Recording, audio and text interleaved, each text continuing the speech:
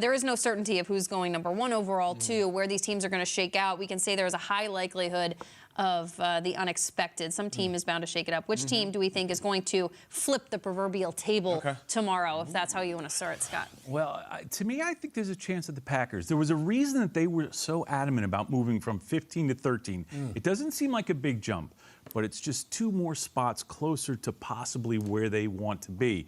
So they've got 2 second-round picks. So they're now in a position to move up. They're within striking distance of getting up even further.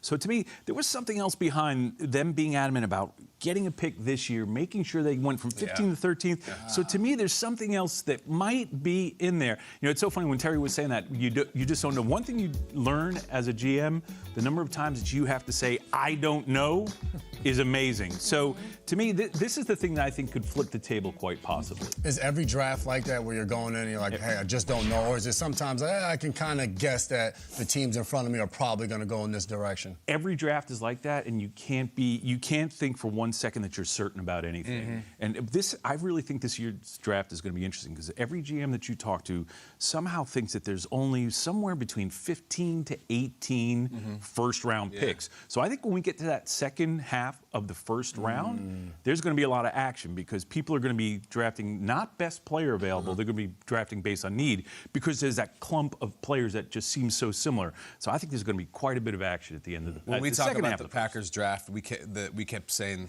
the S word, spite. They've never drafted a wide receiver, a running back, a tight end in the whole Aaron Rodgers era. Scott, you've been in these rooms. Does spite get in the room?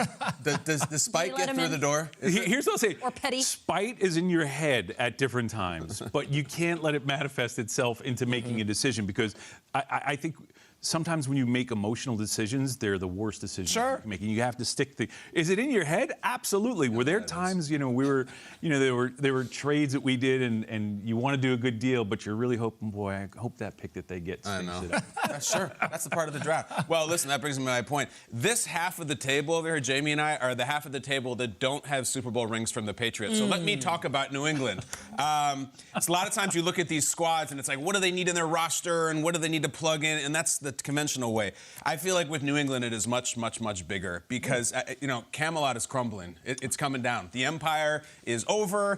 Bill is done. He's washed up. He's going to be on the boat. Gerard Mayo is in waiting. The whole era is over. It's time to just break the whole thing down and rebuild. Aaron Rodgers moved the division. Or is there some sort of nuclear strike coming from New England? The only thing I know that they're not going to do is nothing.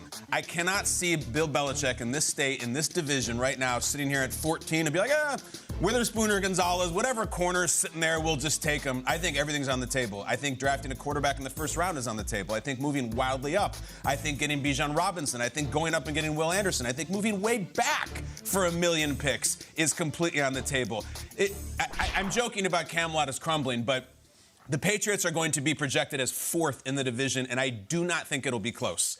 Aaron Rodgers is here now. The Dolphins are building something. The Bills are the Bills. This is when you got to make a strike. Like, you cannot sit there if you're the Patriots and just say, yeah, we got our board and we feel good about it. I know that's not maybe usually their MO, but this is not usually the state of the Patriots. Times have changed here, man. This is Logan Roy being like, from my cold, dead hands, and so to speak. Like, make a move, because all the kids are circling. They're taking this company from you. Do something dynamic. I feel like they have to. I really do. Here's the thing, Kyle. If Bill does that, it may look on the outside as impulsive or this shocking thing, but if Bill's going to do something like that, he's been thinking about it for weeks. That's great. And that's just how he operates. Got goosebumps. He will do things that are, again, dynamic, to use your word, but they're, in his mind, they're calculated. That's and great. He knows exactly what's going on. That's great. And he's doing business with someone that he knows will keep their mouth open. Supposedly they like Will Levis too. So that's rumored around this time. Better go get him. That would feel impulsive. Go get him. Yeah, who knows? I'm looking at the Tennessee Titans. We had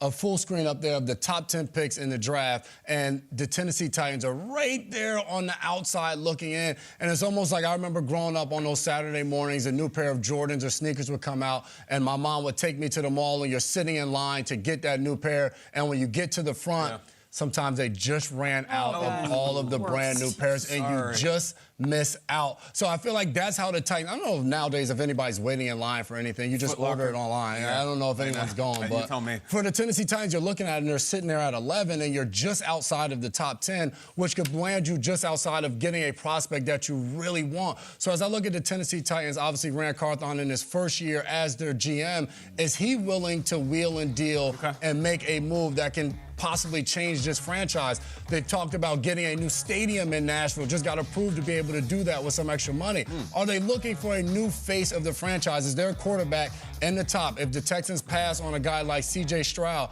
are the Tennessee Titans looking to possibly move up to that 3 spot to bring C.J. Stroud and for him to be the future? Because Ryan Tannehill only has another year left on his contract, and they may be looking to get their guy for the future right now and be able to move forward with that. So I look at the Titans. Obviously, John Robinson was a guy who's been there for years, and he's not been afraid to make those draft day trades. We saw A.J. Brown. We saw him move up to get Malik Willis last year in the draft. So will Rand Carthon follow suit? Obviously, Amy Adams Strunk, as the owner, is okay with it because we've seen the Titans do it before. It would be a lot of fun. The Tennessee Titans, a team that's not always talked about, if come Thursday night, they're the ones moving up in the draft to go get somebody they really want. The true table flip, I felt at times, was going to be whatever went down between the Packers and the Jets. But then it took so long that it didn't. It kind of just felt like a flip cup, if you will, not like a full table flip. If the Ravens deal Lamar Jackson and they, in return, get 2 first-round picks and whatever else they get this year, next year, that would be the table flip for me. That's the table burn. That's the table, right? That's just burn it all down because whoever would give up those picks, that would be the table flip. Whatever the Ravens get back, whatever quarterback they're moving forward with, whatever is happening with Baltimore, that would. If this happens with this man before the first round tomorrow night, and that's the clock where we sit, because whoever wants Lamar Jackson, they're going to have to give up this year's first round pick. So it would be this year and next year. They're going to have to pay him. We've been playing, we did a mock draft yesterday, MACH, and the speed in which we had to make these picks, 15 seconds. I don't care if you have 2 hours. If you had to pick and trade Lamar Jackson and get a deal done all in the time where you got to make a pick in the 2023 NFL draft, that is high stakes, and that is table flipping material. So if something were to go down with the Baltimore Ravens and Lamar Jackson over the next 36 hours now, that would be the ultimate. I played GM yesterday in our segment. So stressful. And so stressful. I could not imagine attempting to do that. Well, that's exactly where this came from, actually, was one of those trades that we pitched yesterday during our, what do we call it? What's the segment called? You're on the clock? Yeah. Was the Texans offered 2 first-round picks this year and next. And it's just offers like that just were kind of hanging in my head. Like, who is really willing to do that and willing to pay Lamar? Could it happen, Scott? Well, here's what's real quick, though, on that. The pressure you feel when you're sitting in that seat, sometimes you've got so much time, and you know exactly what you're going to do, and you're calm. You're having a little bite of your pizza, and you're hanging out.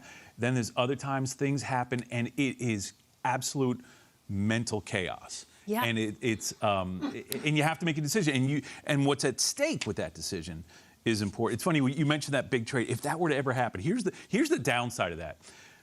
It always upsets me when all these young men who are going to have this moment, right? Yeah. And if that happens, whatever is going to happen, the next 30 picks after that trade, there's going to be a lot of guys that miss the attention that they deserve. Yep. Yeah.